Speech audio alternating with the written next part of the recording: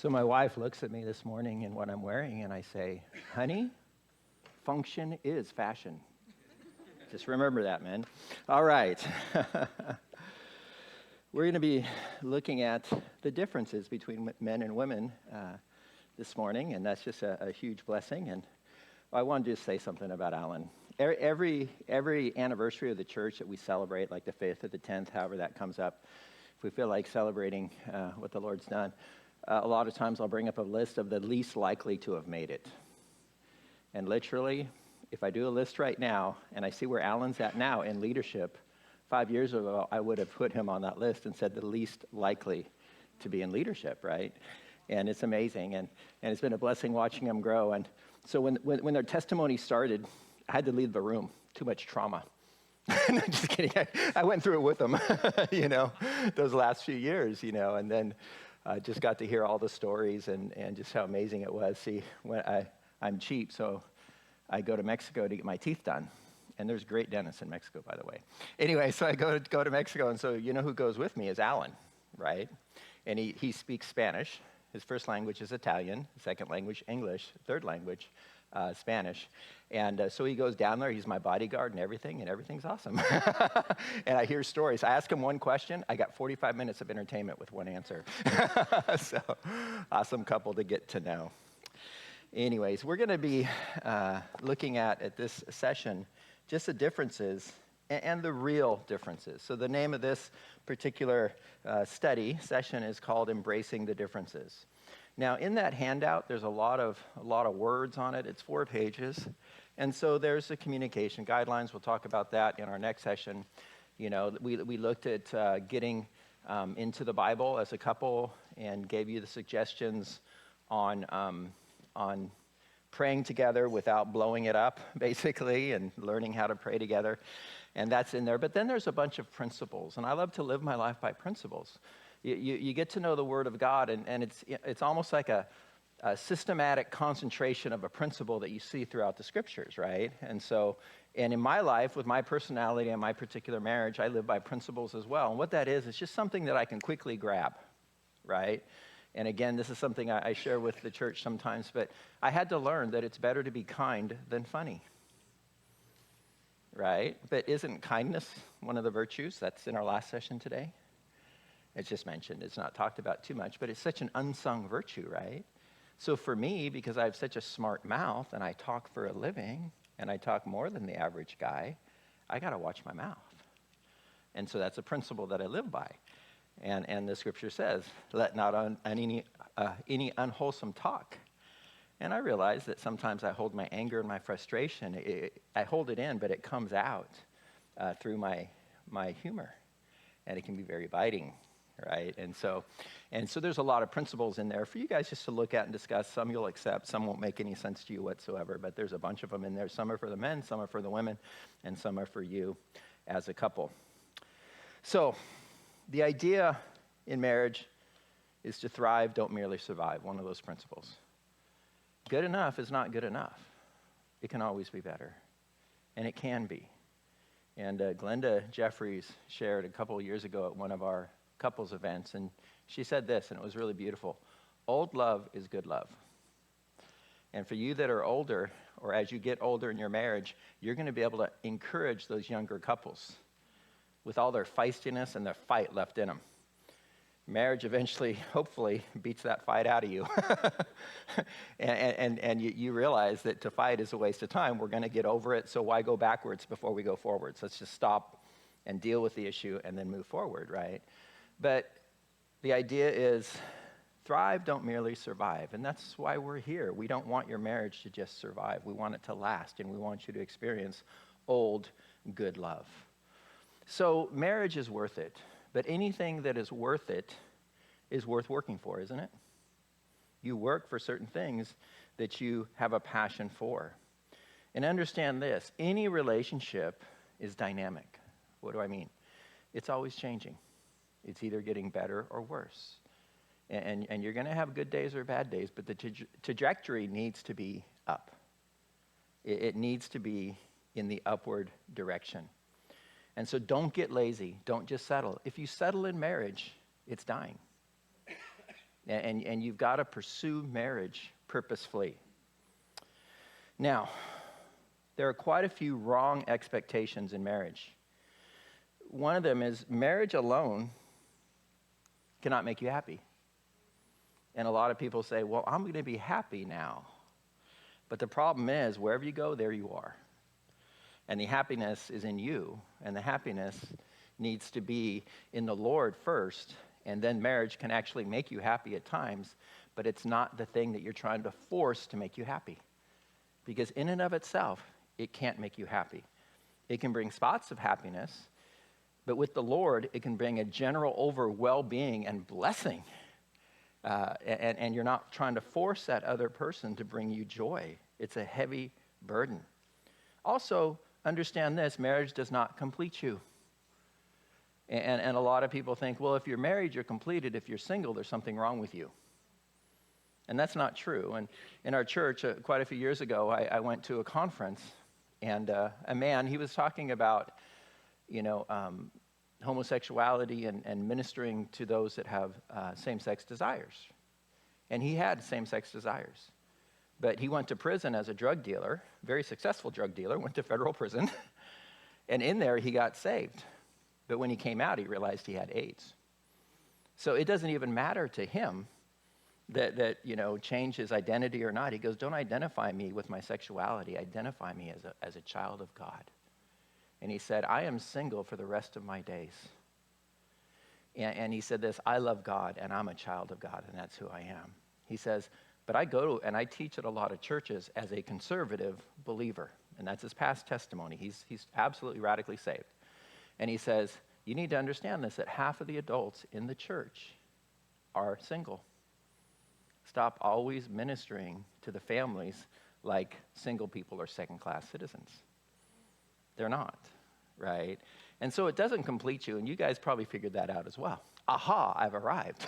No, I've arrived at a lot of other things, but not completeness, right? I've arrived at a lot of realization of my own weaknesses. And so it doesn't complete you. And I want you to think about two of the greatest people, three actually in the New Testament, John the Baptist, Jesus Christ himself, and Paul. Now, Jesus Christ was married to the church, or engaged to the church, married to Israel in the Old Testament. And Paul most likely was married. John the Baptist was not. But God uses people who are surrendered to him. And so in your marriage, surrender is radically important to God's purpose in your marriage for you. You're responsible for that. And we're going to talk about for you because you're different than your spouse. Men and women are just different. So marriage alone does not complete you. And the other thing, I've already talked about this, if you believe marriage is your path to happiness or completeness, it has become an idol. Like Alan said, he had idols above God and idols above his wife. Anything above God is an idol, even your marriage. Your children can become an idol. Good things can become an idol. And so if you believe marriage, or you're trying to force marriage to be your all in all and your savior and your completeness and your happiness, you're doing things to that marriage, you're trying to get things out of that marriage that only God can give you. It's an idol. You need to put it in its proper place. And something that was once an idol in its proper place no longer is an idol.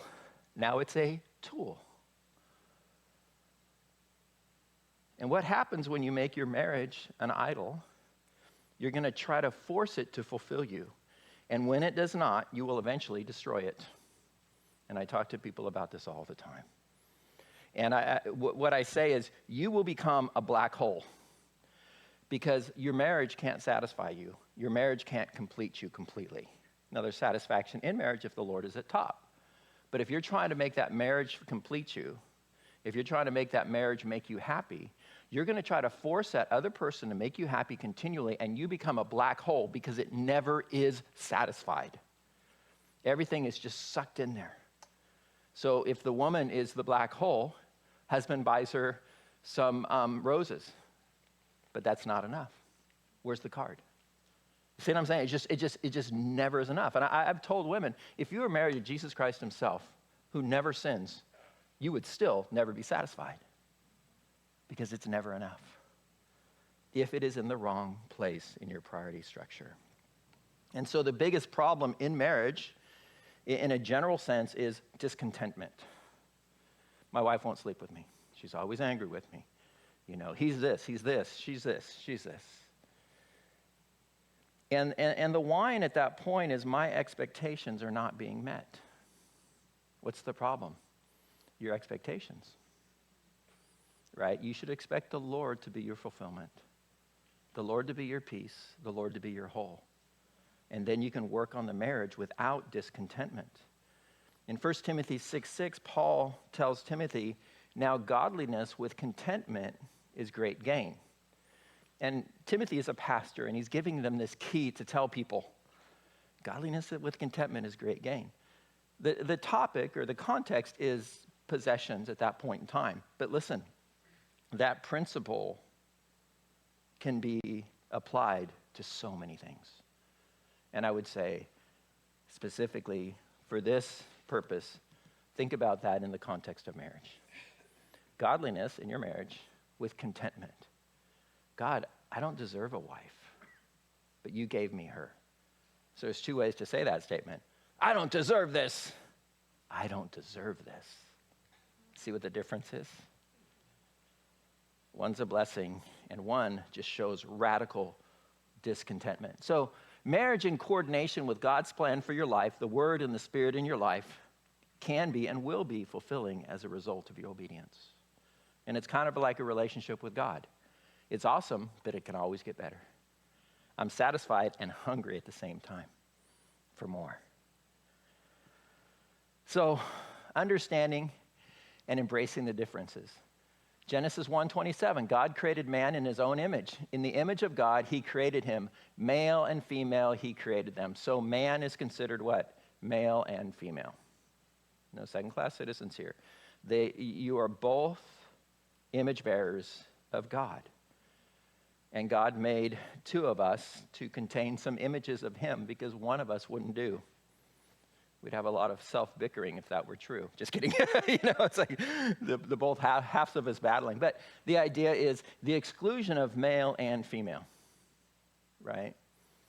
Again, in Genesis 5:2, he created them male and female and blessed them and called them mankind in the day that they were created. Now, when I was in undergraduate school, my first major was psychology. My second major was biology. And then I jumped around because I wanted to be pre-med. And I was just so random. Any class that fit into my surfing schedule, I could take. So it made it a really random schedule. But I knew if I was going to be in the medical field, I needed to take all the biology classes I could. And I loved biology. My problem was I hated chemistry. Biology is functional. Chemistry is a bunch of numbers on a page trying to balance them out. I don't get it. I have a good friend that was a provost of chemistry there in OU, and we still talk with him. Bernie is his son-in-law who goes to our church, and I just don't get chemistry people. It's just bizarre to me. I mean, I like the labs, right? Because you can blow things up and it makes sense. It works. But on paper, it just didn't work for me, right? But anyway, so I love biology, male and female. And we often would study the development of whatever it was. If it was a zoology class, and zoo means life, we would study how that life developed in the womb. And all of them start the same way if there's a male and female mammal. You have an egg and you have a sperm, and they both hold the same amount of genetic material. And they come together, and then all of a sudden, as soon as these genetics touch, that is either a male or a female in the mammal world from the first cell.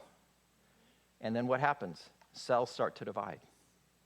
And every cell that divides off of that first cell as male and female, every cell in that organism carries the tag either XX or XY. XY is a male, XX is a female. Every single cell in your body. Now we have hermaphrodites, and that is because sin destroyed God's plan. But God's plan was male and female, okay? XX or XY. Every single cell in the body. Bruce Jenner is not a woman. He dresses like a woman, says he feels like a woman, but what does a woman feel like? Well, there's probably 3.5 billion women on the earth, and I think they all feel different at any given time, and any given day, and any given hour of that day. In my perception, women are all different, and they all feel different at different times. So how does Bruce Jenner know what in the world a woman feels like? So what he does is he mocks women by acting like a woman, like he's just acting, right? Because every single cell in his body, throughout his whole brain, is XY. God created it that way. It is just preposterous. And as like Ben Shapiro likes to say, facts don't care about your feelings.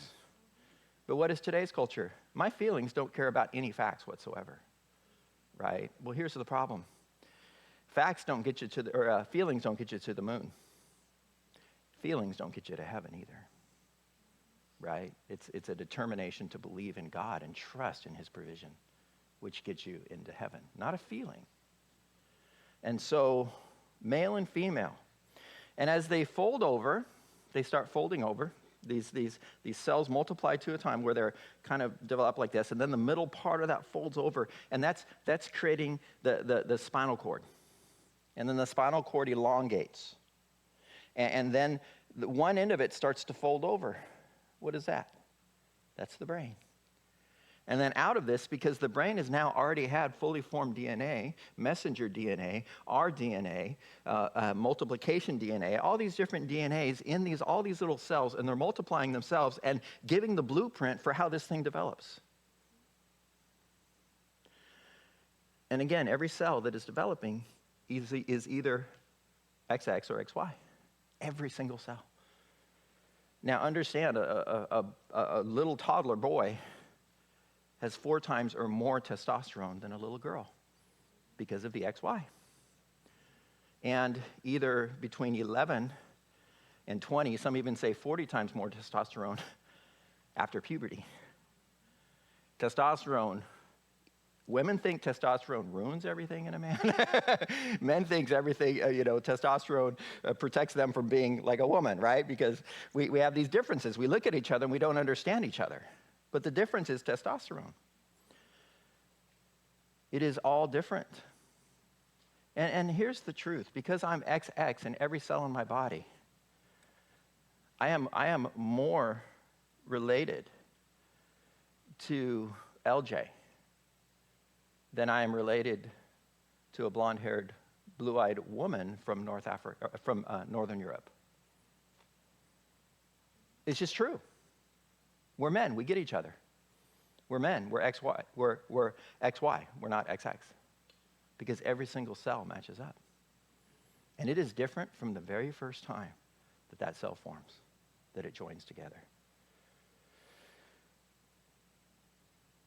Now, at about 8 months, somewhere in the first year, a little boy has what is called a testosterone wash as a common name.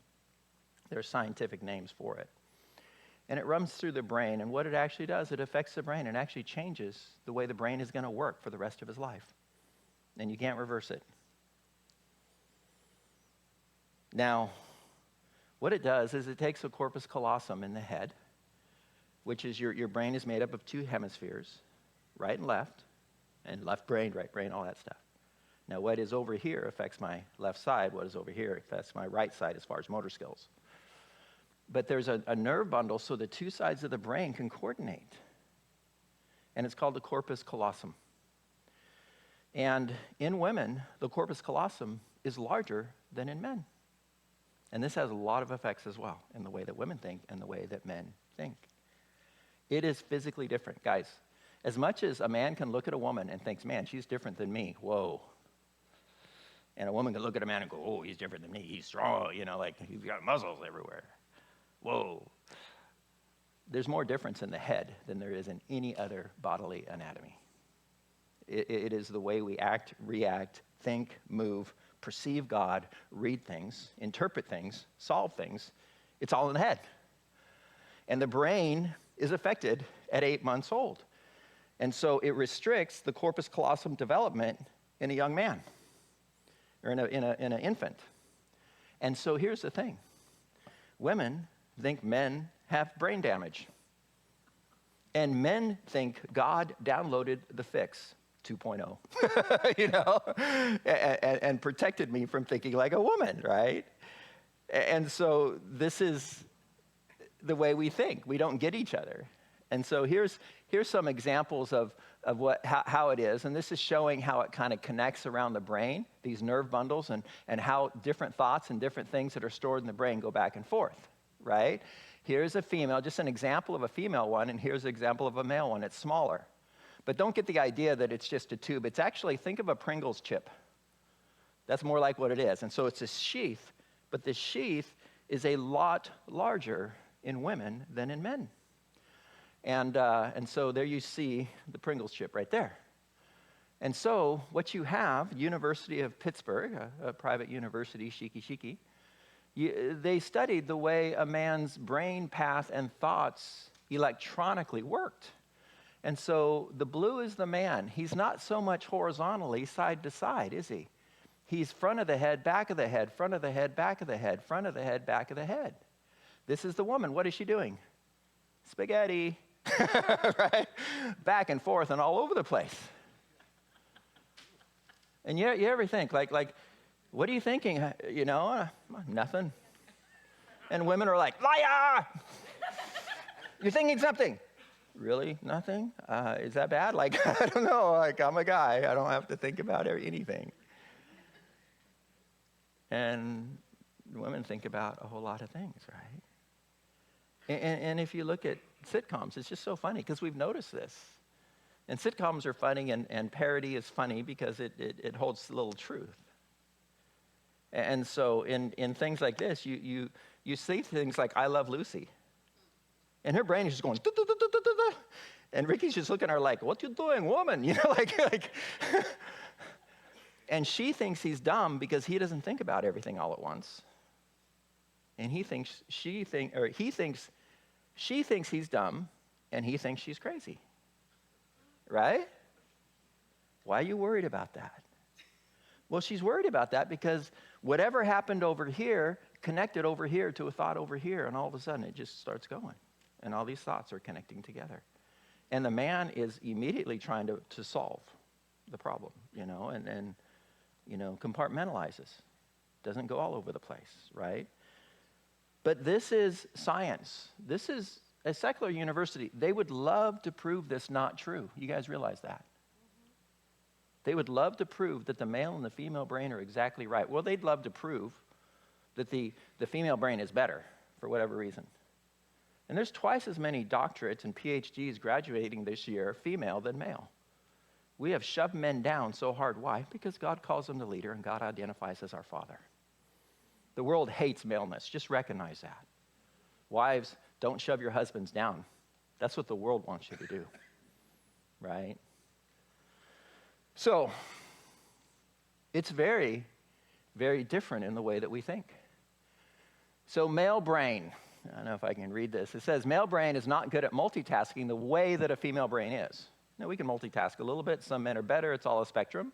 But in general, women can bake a cake, talk on the phone at the same time, keep an eye on a rambunctious toddler, and the man simply cannot do that, right? He focuses on something, and the toddler wanders off, and then he's like, uh-oh, where is he, right? And it's kind of typical. Problem solving. The male brain, on the other hand, can classify the problems, compartmentalize them, and then solve each of them individually. And that's what we want to do. A female brain cannot classify or process as a particular problem. And so everything is related together, so it's harder. Again, it's a spectrum, but in general, this is true because of the way God designed our brains. But men go to work and they normally do one thing. If they go out in the old days and they're focused on hunting, what are they focused on? Hunting and staying alive. For the most part, in every culture they kind of figured out, the mom is the keeper of the stuff and she's really good at it. She makes a house a home, right? She cares about the color of the walls. The man just paints the color on the walls. The wife cares about what it looks like and how it goes with the couch and the carpet. You go to a single man's house, it's nuts. He doesn't care. That couch is comfy. I don't care that it's burnt orange. right? It works, compartmentalization. If it works, it's good. Function is fashion. So, in general, this is how it works. A man is always trying to fix things. And some of these other things are interesting as well, right? So females release estrogen. Females take pride in showing that they care and understand people. She's a caring person. And what do we say about men? Well, what do men do? Men release testosterone, and men take pride in showing they are strong. Is that right? Yeah, makes sense. Females talk about their problems to develop bond or caring understanding. Men take pride in solving their problems alone to show off their strength. Men don't ask for help or directions. Why? They want to figure it out, right? That's the nature of what we do. And again, this is all spectrum, so don't go, well, because everybody in here has an outlier, right? Everybody in here has an outlier, but this is in general, okay? Females express feelings, female dress express feelings. Male dress express skills, right? I got a tool belt on. I went to Casas and built a house. Actually, this is my daughter's Cambrel tool belt, but it's in my garage. Females talk for empathy, males talk for solutions. Let's fix it, right? And God made us that way. It's God's design. Little boys stay a night at someone's house, and what do? They wrestle. Little girls stay up all night, talk and giggle. Right? In the airport, if a man flight's delayed and he wants to pick up a novel, novels directed at men, and the greatest selling by multiple times novel that men would read are what? Action adventure, law room conquering, westerns, space travel, solving problems and being the hero. Now, way more than even the men's desire for this fulfillment of conquering, way more than that. What do women read? Romance novels. Love, relationship, belonging, care. What does this look, And if male have pornography of the eyes, women have pornography of the brain. And sometimes it can ruin relationships, like pornography for men can ruin relationships. Right? This fantasy world. And it's never really like that. You still got to live with that person. They still got bad breath in the morning. They still have bad habits. Need to wear deodorant, So anyways. Embracing the differences.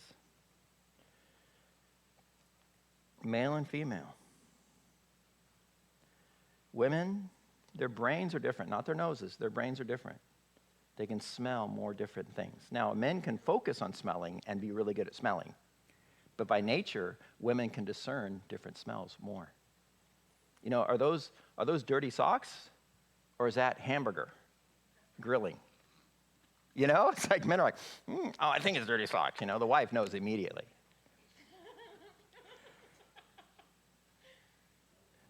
And I didn't have the comic, but there's a comic, How Men See Colors. There's like 5 different colors men see, and we just categorize it as that color. Go pick up a blue from, the wife says to the husband, go pick up blue from Lowe's, a blue can of paint.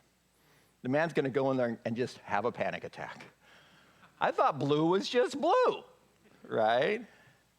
Men can discern up to 8 different shades of red, women up to 20. Now, is that important? Well, in the old days, women would be staying home, taking care of the children. Woman looks at the child and she says, something's wrong. She smells a difference. She sees a difference in the color of the baby. She's hearing a difference in its cry. And she's touching it and she's feeling a temperature difference. Women are more subtle and better at discerning those, not because of anything, but there's some other things, but mostly their brain. Their brain has been developed to be more discerning than that, than the man's. Now listen, men are good at certain things too. Depth perception and speed perception. That's a big one when you're cutting down a tree to build a house for your family. you better learn to get out of the way, buddy. Or if you have a wild boar because you want to feed your family charging you, you need to know how fast it's going and how far away it is. Therefore, pulling out onto the frontage road on SPID, men are behind women, and we are just pulling our hair out because we're looking at them going, there's 3 lanes. They're in the 3rd lane, you know, and the women are hesitating very often, and men are just more aggressive. Why? Because the depth and the speed perception. And the 200th ranked tennis player beat the number 1 female tennis player because he has better speed and depth perception. It isn't just the size of the muscles and the bones. It's also the brain. Men who think they're women should not compete against women. You know, the women's sports is going to be dominated by men if we keep on going the direction we're going. And there's a problem because everything is different. XY, XY, XY, XY. It is absolutely unfair. So we have all these differences. You guys get it, right? God designed it. It is actually built into us. Okay? Why can't you be more sensitive? Man. Now, don't use that as an excuse to sin. Right? 12-year-old boys dress up for Halloween as what? They want to be superheroes. Strong, fast. Women want to be what, for the most part? They want to be beautiful. Until the world tries to twist their mind away from God's inbuilt desires. Common areas where we differ. I don't know if it's up there. No, it's not up there. Structure, problem solving, communication, speech, analytical skills, language, vocabulary, mathematical problems and equations, territorial and ambitious, men are. Emotional sensitivity, bonding and relationship, brain chemistry, multitasking, lie detectors. You take them differently, you judge them differently in our interests and what we like. We had a hallway because the school I went to, I was the 3rd graduating class of my high school. My sister was the 1st graduating class. It was a new school. There's a lot of construction going on all the time. We had this bottleneck. It was the worst thing ever. You know, it's like people get knocked down, they got their backpacks, and you're just walking over them. You're like, I can't help it. You know, I can't stop because it was just a radical bottleneck, right?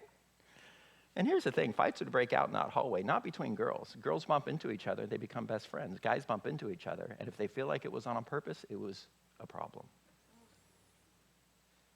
Because we're protective and territorial. And understand that these are the design differences, and these differences are good. You know, there's a verse, 1 Peter 3:7. Husbands, dwell with your wives with understanding, giving honor to your wife as to the weaker vessel. Now, from what we've seen here, guys, listen. Husbands, give preference to your wife. She's your charge. Give preference to her as the more delicate, intricate, sensitive vessel. Right? Doesn't mean worse.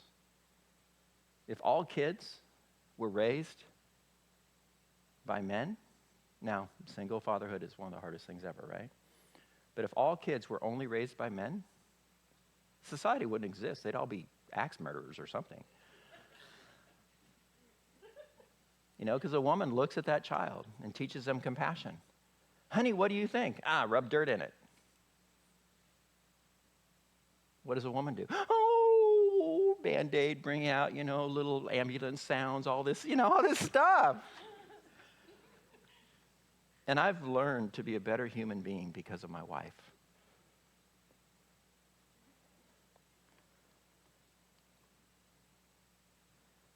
And focus on the family. Dr. Dobson used to like to say that our wives make us human. You know, if you think about it, a lot of times people would say, oh, your child has Down syndrome. You know, do you want to have an abortion? And it was brought up by someone that they said, why would we want to kill the most human among us? Because how do we define really good humanity? Love, trust, care, kindness, gentleness, joy, sensitivity, forgiveness. And what do Down syndrome children naturally do? All of those things. And when you're the parent of a special needs child, you are blessed because that child changes you for eternity and teaches you things you would never learn. And it's so foolish to do that. And God gave us gifts to change us for all of eternity and prepare us for eternity. And so women are not the weaker vessel in the worse vessel. They are more delicate. They are more intricate, right? And we men want to be their heroes, don't we? It's horrible to be a hero over someone that's more powerful than you are, because it doesn't work that way, does it? When I walk down the street, man, I just love it when my wife holds onto my arm. Can my wife walk? Sure. But when she holds on my arm, she's saying, I respect your strength. And when she does that in so many other ways, it just builds me up. And I want to do better. Now, when she rips into me for, and tears me down, that's in the communication section, I want to give up. Because I want to be the hero. If you don't see me as a hero, why do I keep on trying? Right? An investment in your husband's strength is an investment in your happiness. So, when you look at these verses and you understand the man's role, representing the male side of God, and the female's role representing the female side of God, or those female virtues of nurture and care and love and beauty. When the husband is to give preference to the wife, what is he doing? He is protecting her so she can be fully woman. I don't expect my wife to be a man. You hear that noise outside? Why didn't you get the golf club and protect me, Noreen? Now, when I would forget to lock the door, she says, you're making me feel unsafe. She had the right to say that. Ephesians 5, wives, respect your husbands. What are you doing? You're building up. Submit to his strength. It doesn't mean you have to shut your mouth all the time, but when you approach him where he's failing, do it in a respectful way or you're not going to be heard. Again, communication. Because that's what we want. That's how God built us. Husbands, cherish your wives.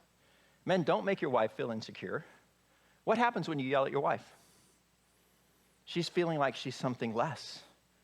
You're bigger and you're scary. Your voice is deeper and you're stronger. And so, husbands, love your wives like Christ loved the church. And when she has a bad day, you still love her just the same. And what happens? You get a beautiful wife back because she's able to be freely, beautifully what God created her to be and what you are naturally attracted to and were first attracted to in her. And so when you yell at her, you're destroying the beauty that you fell in love with. So Ephesians 5, 1 Peter chapter 3, verse 7, these can be very offensive until you understand God's design, right? And I've explained these in counseling, and if I do it right, sometimes I have a couple that's been married for 20 years and they start crying. The husband's just brokenhearted that he's trashed his wife, his beauty.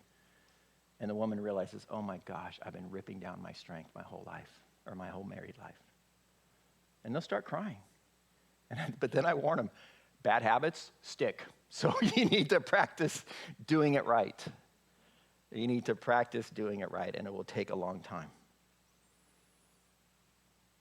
And then what about 1 Corinthians 11:3? The head over the wife is the man. The head over the man is Christ. That can be so offensive until you understand that head means source of. The source of strength for the wife is the man.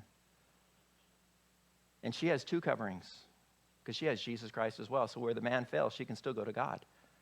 So she can be beautiful no matter what as she continues to grow and as her husband learns how to be that strength for her. But men, your strength is Jesus, not your wife, because you're meant to be her strength and her protector and her source of her strength. And so I learned this a long time ago. I'm not going to try to force my wife to be my source of respect. When she respects me, I love it. But the Lord holds on to me. Listen, right now I've had to practice it. It's been hard. It's been 3 months that I've been going through this. My wife goes to bed, and normally in the evening she's doing pretty good. In the mornings, she gets a little paranoid. And she hates me in the morning. This morning she hated me. And it's hard. I mean, she had daggers coming at me this morning because all night long, these things are running through her head and she's creating, because her mind doesn't work, she's creating all these false scenarios. And she wakes up and but you know what? I woke up and I go, I love you, honey. You don't love me, because I'm not overreacting. And I'm going to be stable. And I tell her this a lot. If I become unstable, now we're both in trouble. If I remain stable, you're protected. You can be what you want, but my strength is in the Lord. And don't get me wrong, I love it when my wife respects me. But my head, my source, my strength is the Lord.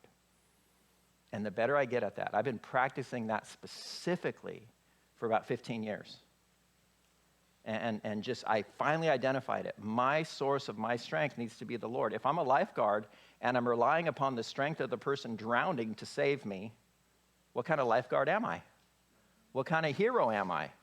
2 are going to drown instead of 2 people being saved. If my strength is in something else other than the person that I want to be the hero to, then I can save them because I'm grabbing onto strength as I grab onto them. Man, you need to learn to do this, and you're going to find so much more joy in your marriage. Because if your wife is having a bad day or she lashes out at you because she's more emotional, you're not going to be distraught. Your day is not going to be ruined. And you're going to look at her and say, you're so cute when you're angry. I love you. I'm so mad at you. Boom, boom. I still love you. And you know what? It comes around. It comes back around, guys. So, wives, respect your husband's strength.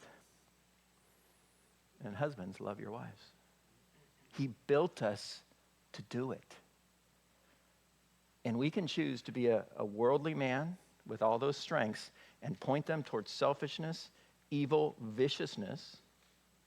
Or we can surrender our maleness and our testosterone to God, and we can be dutiful, honorable, and courageous.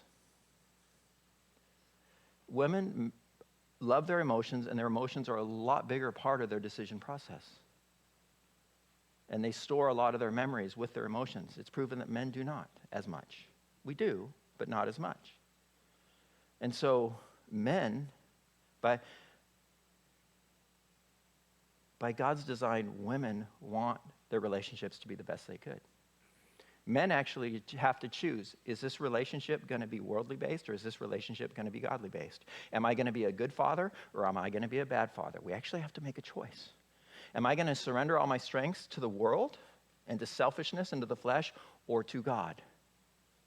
And this is what we do. The worst people in all of history have been men, right? For the most part. There's a couple bad women out there. But what about the greatest heroes in all of history? What have they been? Men, right? A few women in there. Don't throw your pump at me and hit me in the head or whatever, but this is factually true. And men have this choice. And we have this gift of testosterone that can be an absolute curse or an absolute blessing to everybody around us. And especially in your marriage, you want to practice being a blessing. You are different. God has called you to certain things, and you have been designed to be able to fulfill those things. Don't give up excuses. But. When it says, wives, respect your husbands, I'm gonna tell you, it means, wives, submit to your husbands as much as is biblically possible with respect. Because you're not supposed to just be beat up by them, certainly not. You're not just supposed to be raped by them, no, certainly not. Because you're just allowing their sin to build up against God. But the thing is, it isn't, if your husband is a jerk, you don't have to respect him. That's a command to you women. If your husband's having a bad day and he's not living a respectable life on that day, you be his strength, or you bless him that day by working through it, by not tearing him down further. When men are having a bad day, we don't know what's going on. We're not in touch with our emotions. It's just a bad day. I don't get it. And I would say every major fight my wife and I have ever had, it's because I broke down in my maleness. I let go of my responsibility to choose to do the right thing, right? And I know I can. I have that ability. What is duty? Duty is doing what is right even though you don't want to, right? That's what duty is. And men have that ability because we're less attached to our emotions. Who's known for courage, males or female? Well, both are, but in general, you think of courage as what? Male. Duty as Because women are by nature are more dutiful than men. But men have to choose. And when men choose, they can use incredible power to be dutiful and do what they don't want to do. They can be courageous and do what they're afraid of because they can set their emotions aside and do it. It's the way God made us. And right now, I'm holding my wife every day, even when she's hating me. Even this morning, I grab onto her. I love you, and you can't stop me. Oh, it makes her mad, but it is true. She can't stop me. So fulfill your God-given roles. Women desire to be cherished. They desire security, and that brings the fullness of their beauty out. Men desire to be trusted and respected. Let's go ahead and pray. Dear God, we thank you once again for your word, and what a blessing it is, Lord. And may we live up to the roles that you've given us, God. May we recognize what's in us. May we stop giving excuses and just start today to develop in what you've called us to be purposefully. In Jesus' name, amen.